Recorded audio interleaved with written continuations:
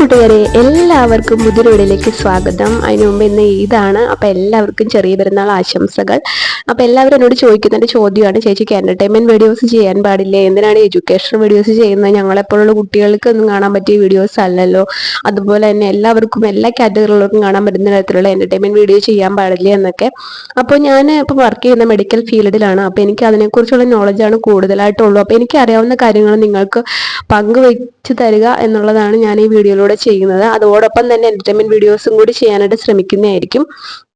അപ്പോൾ ഇന്നത്തെ വീഡിയോ ഒരു സ്പെഷ്യൽ വീഡിയോ ആണ് കേട്ടോ. അപ്പോൾ ഈ വീഡിയോ ഞാൻ ഡെഡിക്കേറ്റ് ചെയ്യുന്ന ഒരു 18 വയസ്സുള്ള പെൺകുട്ടിക്ക് വേണ്ടിയിട്ടാണ്. അപ്പോൾ കൂടുതൽ ഡീറ്റെയിൽസ് ഒന്നും നമുക്ക് ഇതിലൂടെ ഡിസ്ക്ലോസ് ചെയ്യാനായിട്ട് സാധിക്കത്തില്ല. അപ്പോൾ ഒരു പെൺകുട്ടി ഓപ്പറേഷൻ കഴിഞ്ഞിട്ട് ഏകദേശം 7-8 ദിവസമായിട്ടും ഹൈ ടെമ്പറേച്ചറിൽ തന്നെ നിൽക്കുകയാണെന്ന് കരുതുക.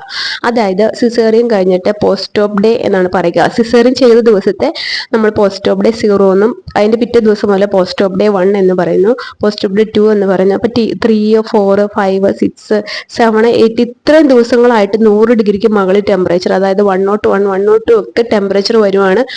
പേഷ്യന്റ് ഭയങ്കര, അതായത് ഓപ്പറേഷൻ ചെയ്ത രോഗിക്ക് ഭയങ്കര അൺഈസിനെസ് ഒക്കെയാണ് എന്നുണ്ടെങ്കിൽ അത് പലതിൻ്റെ സിംറ്റംസ് ആണ്, അതായത് ഇന്റേണൽ ഇൻഫെക്ഷന്റെ സിംറ്റംസ് ആണ്. അപ്പോൾ കോമൺ ആയിട്ട് പലർക്കും ഇത് അറിയാൻ പാടില്ലാത്ത കാര്യമാണ്. പ്രത്യേകിച്ച് സാധാരണക്കാരായ ജനങ്ങളാണ് ഹോസ്പിറ്റലുകളിലൊക്കെ വരുന്നത്. അവർക്ക് അധികം വിദ്യാഭ്യാസമൊന്നും ഉണ്ടാവില്ല. അപ്പോൾ ഓപ്പറേഷൻ കഴിയുമ്പോൾ ഡോക്ടേഴ്സ് വന്നിട്ട് പറയും കൗണ്ട് കൂടുതലാണ്, അത് കൂടുതലാണ്, പൊട്ടാസ്യം കുറവാണ്, സോഡിയം കുറവാണെന്നൊക്കെ പറയുമ്പോൾ അവർക്കത് മനസ്സിലാവത്തില്ല, എന്താണ് ഇവർ പറയുന്നത് എന്നൊന്നും മനസ്സിലാവത്തില്ല. അപ്പോൾ കുട്ടിക്ക് എന്തോ അസുഖമാണെന്നുള്ള രീതിയിൽ മാത്രമാണ് ഇവർ മനസ്സിലാക്കി വെച്ചേക്കുന്നത്. അപ്പോൾ സാധാരണക്കാരായ ജനങ്ങൾക്ക് മനസ്സിലാകുന്നതിന് വേണ്ടിയിട്ട് വളരെ സിമ്പിളായിട്ടാണ് കേട്ടോ ഞാൻ ഈ വീഡിയോയിൽ പറഞ്ഞു തരുന്നത്. സിസേറിയൻ കഴിഞ്ഞ പെൺകുട്ടിയുടെ പുറം വശത്ത് നമ്മൾ നോക്കിക്കഴിഞ്ഞാൽ സ്റ്റിച്ചൊക്കെ വളരെ ഇൻടാക്റ്റ് ആണ്. അപ്പോൾ 2-3 ദിവസം കഴിയുമ്പോഴത്തേനും ഡോക്ടർ അതിൻ്റെ ഡ്രസ്സിങ് ഒക്കെ ഊരിക്കളഞ്ഞ് നമ്മൾ നോക്കുമ്പോൾ കുഴപ്പമൊന്നുമില്ല, കുട്ടിക്ക് കുഴപ്പമൊന്നുമില്ല.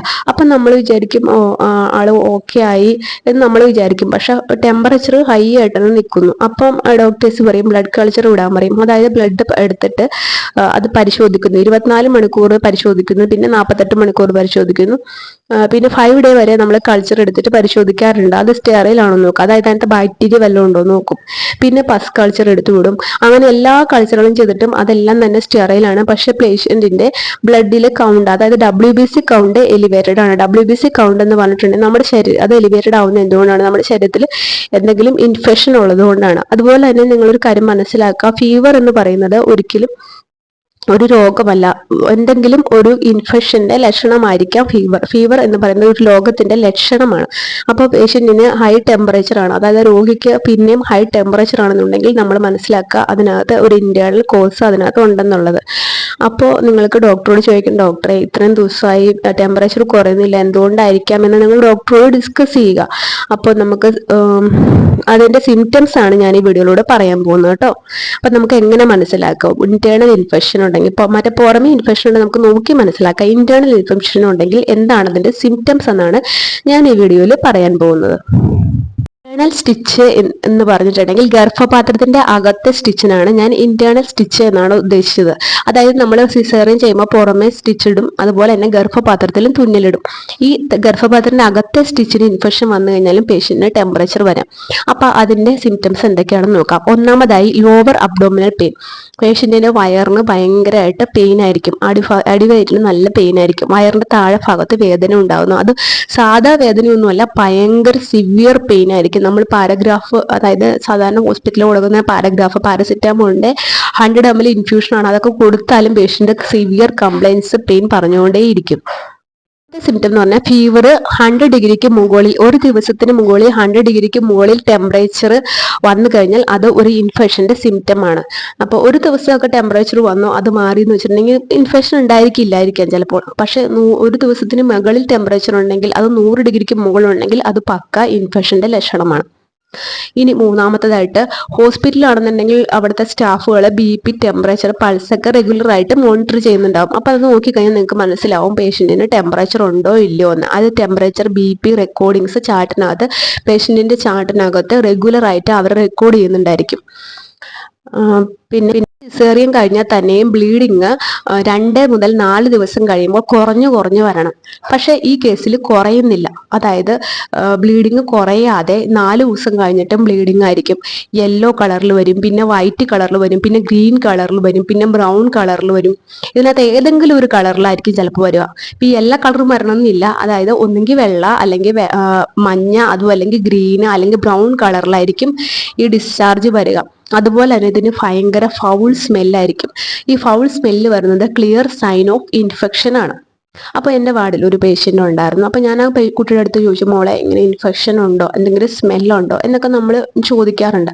അപ്പോൾ അതായത് അങ്ങനത്തെ എന്തെങ്കിലും സിംറ്റം, ഫീവറായിട്ട് ഇപ്പോൾ LSS പേഷ്യൻ്റ് വന്നു, അവർക്ക് ഹൈ ഫീവർ ഉണ്ടെന്നുണ്ടെങ്കിൽ നമുക്ക് ചോദിക്കാം ഡിസ്ചാർജസ് ഇപ്പോഴും ഉണ്ടോ, അതിനകത്ത് സ്മെല്ലോ കാര്യങ്ങളോ ഉണ്ടെന്നുണ്ടെങ്കിൽ അത് യൂട്രൈൻ ഇൻഫെക്ഷൻ്റെ ലക്ഷണമാണ്. അടുത്ത സിംറ്റം എന്ന് പറഞ്ഞാൽ ക്ലോട്ട്സ് ആർ കമ്മിങ് ഔട്ട്. അതായത് ചിലർക്ക് കട്ടയായിട്ടായിരിക്കും, ബ്ലഡ് ക്ലോട്ട്സ് ആയിരിക്കും പുറത്തോട്ട് വരുന്നത്.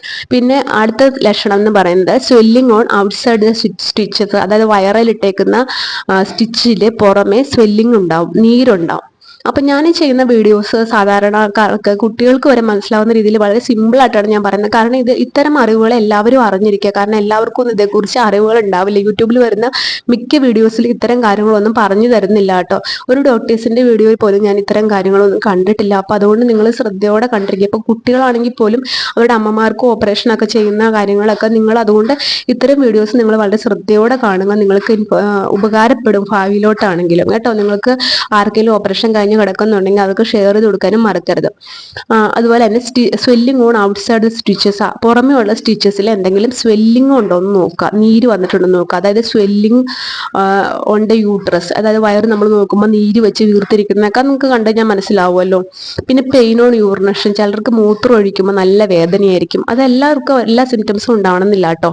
പിന്നെ പേഷ്യൻറ്റിൻ്റെ പൾസ് ഭയങ്കര ഹൈ ആയിരിക്കും. നമ്മളിപ്പം വാർഡുകളിലൊക്കെ ആണെന്നുണ്ടെങ്കിൽ പൾസ് ഓക്സിമീറ്റർ വെച്ചിട്ട് പൾസ് മെഷർ ചെയ്യാനുണ്ട്. അപ്പം എന്തെങ്കിലും ഇൻഫെക്ഷൻ ഉണ്ടോ, ടെമ്പറേച്ചർ ഹൈ ആയിട്ട് നിൽക്കുന്ന പേഷ്യൻറ്റിൻ്റെ പൾസ് ഓക്സിമീറ്റർ വെച്ച് നമ്മൾ പൾസ് മെഷർ ചെയ്യുമ്പോൾ അതിൻ്റെ അകത്ത് പൾസ് ഹൈ ആയിട്ടായിരിക്കും കാണിക്കുക. പിന്നെ BP നമ്മൾ നോക്കുമ്പോൾ BP എപ്പോഴും ഫ്ലക്ച്വേറ്റ് ആയിരിക്കും. അതായത് ഒരു സമയത്ത് നമ്മൾ നോക്കുമ്പോൾ 160 ആണെന്നുണ്ടെങ്കിൽ അടുത്ത ടൈം നമ്മൾ നോക്കുമ്പോൾ 138 ആയിരിക്കും, അടുത്ത ടൈം നമ്മൾ നോക്കുമ്പോൾ 148 ആയിരിക്കും. അങ്ങനെ എപ്പോഴും BP വേരി ചെയ്തുകൊണ്ടിരിക്കുന്നു. അതുപോലെ തന്നെ അവർ പറയും ഭയങ്കര ബുദ്ധിമുട്ട്, ശ്വാസം എടുക്കാനൊക്കെ ഭയങ്കര ബുദ്ധിമുട്ടാന്ന് പറയും. അതായത് ഒരു അൺഈസി ഫീലിംഗ്, എനിക്ക് വയ്യ അങ്ങനെ തോന്നുന്ന ഒരു ഫീലിംഗ് ആയിരിക്കും. പിന്നെ ഒരു 5 ദിവസം 6 ദിവസം കഴിഞ്ഞിട്ട് പേഷ്യന്റ് ബെഡിൽ നിന്ന് എണീക്കാനായിട്ട് പോലും പറ്റാത്ത അവസ്ഥ. നോർമലി ഒരു സിസേറിയൻ കഴിഞ്ഞ 3-ാം ദിവസമൊക്കെ ആകുമ്പോഴത്തേനും പേഷ്യന്റ് എണീറ്റ് നടക്കണം. അപ്പോൾ ഇത് എന്ന് പറയുമ്പോൾ ഒരു 5 ദിവസം 6 ദിവസം കഴിഞ്ഞിട്ട് പേഷ്യന്റിന് പരസഹായമില്ലാതെ എണീച്ചിരിക്കാനൊക്കെ ഉള്ളൊരു ബുദ്ധിമുട്ട് വരിക. അതുപോലെ തന്നെ മെയിനായിട്ട് കാണുന്ന ഒരു സിംറ്റമാണ് പേഷ്യന്റെ കാല് ഭയങ്കരമായിട്ട് നീര് വെക്കുന്നു. കാല് ഭയങ്കരമായിട്ട് നീര് വെച്ചിരിക്കുകയായിരിക്കും. നമ്മൾ കൈ കൊണ്ട് തൊട്ട് നോക്കുമ്പോൾ പിറ്റിങ് എഡീമ എന്ന് പറയത്തില്ല, നമ്മൾ കൈ കൊണ്ട് തൊട്ട് കഴിയുമ്പോഴത്തേനും അവിടെ ഇങ്ങനെ കുഴിഞ്ഞു പോകുന്ന അവസ്ഥ, അതുപോലെ നീര് വെച്ച് വരുന്നു. ഇപ്പൊ നമ്മൾ ഓർക്കും പ്രസവം കഴിയുമ്പോൾ കാല് നീര് വെക്കുന്നൊക്കെ സാധാരണ എല്ലാവരും വിചാരിക്കുന്നത്. പക്ഷെ ആ നീര് കുറഞ്ഞു വരണം. അതായത് ഡെലിവറി കഴിയുമ്പോൾ അല്ലെങ്കിൽ സിസേറിയൻ കഴിയുമ്പോൾ കുറഞ്ഞു വരണം. പക്ഷെ ഈ കേസിൽ അത് കൂടിക്കൂടിയാണ് വരുന്നത്. അതുപോലെ തന്നെ കാലിന്റെ വേദനയും കൂടിക്കൂടി വരുന്നു. അടുത്ത സിംറ്റമാണ് ബോഡി സ്വെല്ലിങ്ങും. പേഷ്യന്റെ ബോഡി ഫുള്ള് സ്വെല്ലിംഗ് ആയിരിക്കും. ഇത് ഏറ്റവും കൂടുതൽ കഷ്ടപ്പെടുന്ന നഴ്സുമാരായിരിക്കും. കാരണം എന്ന് വെച്ച് കഴിഞ്ഞാൽ ഒരു ബ്ലഡ് എടുക്കാൻ പോലും പറ്റത്തില്ല. നമ്മൾ ബ്ലഡ് എടുക്കാനായിട്ട് ചെയ്യുമ്പോൾ വെയിൻ നമുക്ക് വിസിബിൾ ആയിരിക്കത്തില്ല, ഫുൾ ഒടിമാറ്റസ് ആയിരിക്കും. നമ്മൾ കൈമ പിടിച്ചു കഴിഞ്ഞാൽ, ആ പേഷ്യന്റെ കൈ പിടിച്ചു കഴിഞ്ഞാൽ നമുക്ക് അറിയാൻ പറ്റും. നമ്മൾ കൈ എടുത്തു കഴിയുമ്പോൾ അവിടെ പാടുകൾ, നമ്മൾ പിടിച്ച നമ്മുടെ ഫിംഗറിന്റെ പാടുകൾ വരെ അവിടെ വരുന്നു. അതുപോലെ തന്നെ ബോഡി ഭയങ്കര വാമായിരിക്കും, എപ്പോഴും ഭയങ്കര ഹൈ ടെമ്പറേച്ചർ ആയിരിക്കും. ഇങ്ങനെയുള്ള കേസസിൽ നമ്മൾ ഡോക്ടറിനോട് ഇൻഫോം ചെയ്യുക. പിന്നെ മെഡിക്കൽ കോളേജിലൊക്കെ ആണെന്നുണ്ടെങ്കിൽ നമ്മൾ ഇൻഫോം ചെയ്യുന്ന ജൂനിയർ ഡോക്ടേഴ്സിനോട് ആയിരിക്കും. കാരണം നമുക്ക് കൺസൾട്ടന്റിനോട് ഇൻഫോം ചെയ്യാനുള്ള റൈറ്റ്സും കാര്യങ്ങളും ഒന്നുമില്ല. അപ്പം അതുകൊണ്ട് നിങ്ങൾ സാധാരണക്കാരായ ആൾക്കാർ ഹോസ്പിറ്റലിൽ കിടക്കുമ്പോൾ ഇത്തരം കാര്യങ്ങൾ അറിഞ്ഞിരിക്കും. ഇതുപോലുള്ള സിംറ്റംസ് നിങ്ങളുടെ കാണുവാണെന്നുണ്ടെങ്കിൽ നിങ്ങൾ റിലേറ്റീവ്സ് ഡയറക്റ്റ് ഡോക്ടേഴ്സിനോട് ഇൻഫോം ചെയ്യുക. ഡോക്ടറെ, ആൾക്ക് ഇങ്ങനെയാണ്, ഭയങ്കര വയ്യ, കാലിന് നീരുണ്ട്, കൈക്കൊക്കെ നീരുണ്ട്, മുഖത്തിന് നീരുണ്ട്. ഇതൊക്കെ റിലേറ്റീവ്സ് ആണെങ്കിലും ഡോക്ടർ കൺസൾട്ടന്റിനോട് നിങ്ങൾക്ക് ഫ്രീ ആയിട്ട് സംസാരിക്കാനുള്ള സ്വാതന്ത്ര്യമുണ്ട്. അപ്പം നിങ്ങൾ തന്നെ ഡയറക്റ്റ് ഡോക്ടറോട് പറയുക, ഇങ്ങനെ ഓപ്പറേഷൻ ചെയ്തുകൊണ്ട് ഇങ്ങനെയൊക്കെ ഉണ്ടാവും എന്ന് നമുക്ക് വെയിറ്റ് ചെയ്യുമ്പോൾ മാറിക്കോളും കരുതിയിട്ട് മിണ്ടാതിരിക്കുന്നവരാണ് കൂടുതൽ റിലേറ്റീവ്സും. അപ്പൊ ഇപ്പോഴത്തെ കാലത്ത് എല്ലാവർക്കും എഡ്യൂക്കേഷനും കാര്യങ്ങളൊക്കെ ഉണ്ട്. അപ്പൊ നിങ്ങൾ മിണ്ടാതിരിക്കരുത്. നിങ്ങൾക്ക് ഡോക്ടറോട് ഡയറക്റ്റ് ഡിസ്കസ് ചെയ്യാം. ഡോക്ടർ, കൊച്ചിന് വയർ ഇങ്ങനെയാണ് ഇരിക്കുന്നത്, ഞങ്ങൾക്ക് നീരുണ്ട്, കൈക്ക് മൊത്തമൊക്കെ നീരുണ്ട്, എപ്പോഴും പനിയാണല്ലോ, ഇപ്പോൾ ഒരാഴ്ച കഴിഞ്ഞാലും ഓപ്പറേഷൻ കഴിഞ്ഞിട്ട് പനിക്ക് കുറവൊന്നുമില്ല, നമുക്കൊന്ന് സ്കാൻ ചെയ്ത് നോക്കിയാൽ, നമുക്കൊരു CT ചെയ്ത് നോക്കിയാലോ, CT ആൻജിയോഗ്രാം. ഒരു ബെസ്റ്റ് ഓപ്ഷനാണ്. എന്തുകൊണ്ടാണ് കൊച്ചിന് ഇന്റേണൽ ബ്ലീഡിംഗ് ഉണ്ടോ അല്ലെങ്കിൽ ഇൻഫെക്ഷൻ ഉണ്ടോ ഇതൊക്കെ അറിയാൻ വേണ്ടി ഒരു നല്ല ബെസ്റ്റ് ഡയഗ്നോസ്റ്റിക് മെത്തഡാണ് CT ആൻജിയോഗ്രാം. അപ്പം നമുക്ക് ഡോക്ടറോട് റിക്വസ്റ്റ് ചെയ്യാം, ഡോക്ടർ നമുക്ക് CT ആൻജിയോഗ്രാം ഒന്ന് ചെയ്ത് നോക്കിയാലോ, അങ്ങനെയൊക്കെ നമുക്ക് റിക്വസ്റ്റ് ചെയ്യാവുന്നതാണ്. അതുപോലെ തന്നെ ആന്റിബയോട്ടിക്സ് എന്തെങ്കിലും കിട്ടുന്നുണ്ടെങ്കിൽ അത് ഡോക്ടേഴ്സിന്റെ നിർദ്ദേശപ്രകാരം ഡോക്ടേഴ്സിനോട് പറഞ്ഞിട്ട് അത് ചേഞ്ച് ചെയ്യാനും. കേസ് ചില പേഷ്യൻസിന് ചില ആന്റിബയോട്ടിക് കൊടുക്കുമ്പോൾ ഷിവറിങ് ഡെവലപ്പ് ചെയ്യും. അതായത് ആന്റിബയോട്ടിക് കൊടുത്തതിന് ശേഷം ഒരു 1 അവറിനുള്ളിൽ ഷിവറിങ് ഡെവലപ്പ് ചെയ്യും. അതായത് ആ ആന്റിബയോട്ടിക് കൊണ്ട് ആ പേഷ്യന്റിന് അത്ര കാര്യമായിട്ട് പ്രയോജനമൊന്നും ഉണ്ടാവത്തില്ല. പക്ഷെ എന്നാൽ WBC കൗണ്ട് ചിലപ്പോൾ റെഡ്യൂസ് ചെയ്യുന്നുണ്ടായിരിക്കും. അപ്പോൾ ആ കാര്യങ്ങളൊക്കെ നിങ്ങൾ ഡയറക്റ്റ് ഡോക്ടേഴ്സിനുമായിട്ട് ഡിസ്കസ് ചെയ്യുക. അപ്പോൾ ഇത്തരം ഇൻഫർമേഷൻസ് ഉള്ള വീഡിയോസ് നിങ്ങൾക്ക് വേണമെന്നുണ്ടെങ്കിൽ കമന്റ് ബോക്സിൽ കമന്റ് ചെയ്യാനായി മറക്കരുത്. അപ്പോൾ എനിക്ക് അറിയാവുന്ന അറിവുകൾ നിങ്ങൾക്ക് മനസ്സിലാവുന്ന രീതിയിൽ വളരെ സിമ്പിളായിട്ട് പറഞ്ഞു തരാനായിട്ട് ഞാൻ ശ്രമിക്കുന്നതായിരിക്കും. നിങ്ങൾക്ക് ഇഷ്ടപ്പെടുന്നുണ്ടെങ്കിൽ എൻ്റെ ചാനൽ സബ്സ്ക്രൈബ് ചെയ്യാനും വീഡിയോക്ക് ലൈക്ക് കൊടുക്കാനും മറക്കരുത്. അടുത്തൊരു വീഡിയോയുമായി കാണുന്നവരേക്കും ബൈ ബൈ, ടേക്ക് കെയർ.